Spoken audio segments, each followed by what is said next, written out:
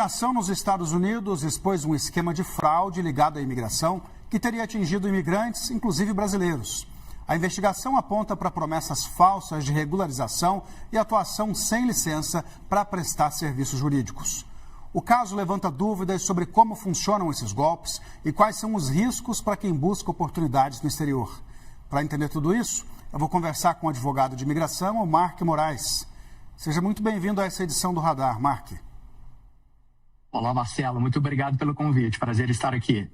Explica para a gente, então, como foi esse golpe. Marcelo, essa foi uma empresa, ela com sede em Orlando, onde prometia para os imigrantes que conseguiriam dar para eles autorização de trabalho.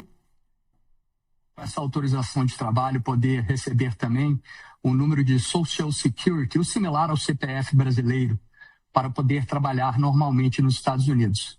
Mas isso passava por dar entrada com um pedido de asilo político fraudulento, onde inventa uma história aí que você tem perseguição no Brasil, dá entrada com esse pedido de asilo e depois de 6 meses você vai receber a sua autorização de trabalho. Então eles fizeram isso em massa. Centenas, milhares de pessoas foram lesadas com isso. Eles argumentam que tipo de problema aqui no Brasil, que tipo de perseguição? Perseguição política em geral? Perseguição política, o simples medo de violência urbana, apesar de não ser um qualificador para asilo, qualquer tipo de informação, porque esses pedidos de asilo eles levam meses, talvez anos, para ser analisado. Mas o simples fato de você já ter um pedido de asilo pendente por 6 meses, você já consegue ter uma autorização de trabalho. Então a questão aí era, vamos ganhar tempo, você protocola, recebe a sua autorização de trabalho, quando um oficial ou um juiz de imigração for analisar, já vai ter se passado anos aí e você já vai ter conseguido sua autorização de trabalho. Então fabricava documentos, fabricava histórias, tudo para conseguir dar entrada com esse tipo de pedido. Aí, pelo que você está dizendo, Mark, tem empresas que estão se aproveitando desse desejo de alguns brasileiros de morar nos Estados Unidos para aplicar os golpes, né? Exatamente. E com cifras aí bem salgadas. Às vezes cobrava 10, 15, 20 mil dólares com promessas de regularização. Só que essa pessoa, esse cliente aí dessa empresa e de outras empresas também, eles estão se colocando numa situação bem difícil, porque acaba participando de uma fraude também, não só como vítima, mas pode ser, inclusive, depois falar que foi cúmplice numa situação como essas. Isso pode, inclusive, atrapalhar o processo de obter um green card ou uma autorização de trabalho nos Estados Unidos, né? Exatamente. Essa pessoa pode ficar barrada permanentemente de receber qualquer tipo de benefício imigratório para o resto da vida. E fora problemas criminais aí, né, com risco aí de prisão e depois de cumprir alguma pena criminal ser deportada do país. O que a legislação americana exige de quem presta esse tipo de serviço ao imigrante? O direito imigratório, né, é uma lei. Então, precisa ser um advogado devidamente licenciado nos Estados Unidos. Seria similar um advogado americano licenciado nos Estados Unidos, de repente ir para o Brasil e começar a praticar advocacia aí no Brasil sem ser devidamente licenciado. Isso é o que acontece muito aqui nos Estados Unidos, principalmente na área de imigração. Pessoas sem a devida qualificação começam a vender seus serviços como se advogado fosse, né?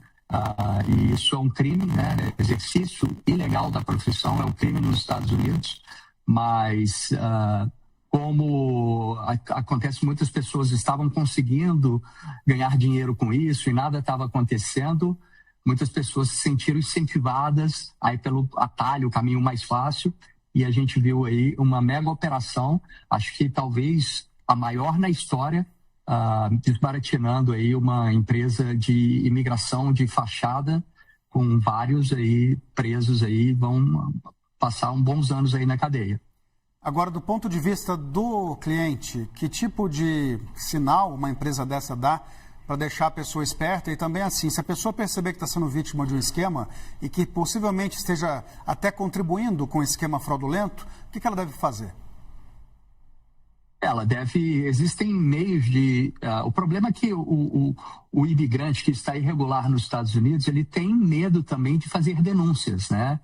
Será que se eu estiver denunciando, eu também vou estar me expondo? Ou muitas vezes com medo até dessas próprias empresas. O que eles podem fazer contra mim? Será que eles podem me denunciar, por exemplo, para o ICE, que é a Polícia Imigratória?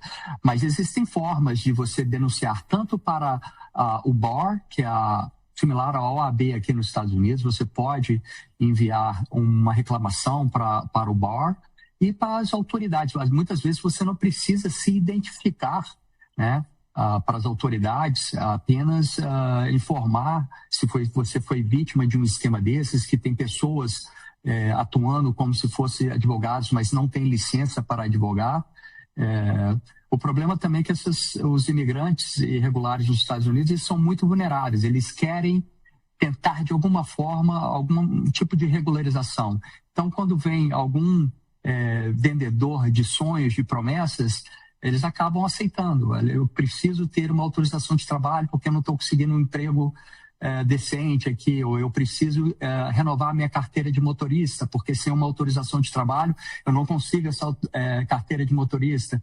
Então acaba virando uma bola de neve, mexe com o sentimento das pessoas, com essa vulnerabilidade, e acabam embarcando, pagando aí uma fortuna para esse pessoal. Você está em que cidade nesse momento, Mark? Miami, na Flórida. Como é que está o clima aí na Flórida na questão da imigração? As pessoas estão com medo de sair nas ruas, como acontece em outros estados? Olha, eu acredito que as pessoas têm que ter um cuidado, né? Mas eu vejo, assim, os lugares onde potencialmente pode ser que tenha trabalhadores irregulares funcionando normalmente, né? Canteiros de obra, outros lugares, parte de limpeza. Então, assim, não tenho visto tanto essa caça às bruxas aí como talvez no início aí do mandato aí da atual administração. Eu conversei aqui com o Mark Moraes, que é advogado de imigração, está na Flórida e participou dessa edição do Radar. Muito obrigado, Mark. Eu que agradeço pelo convite. Obrigado.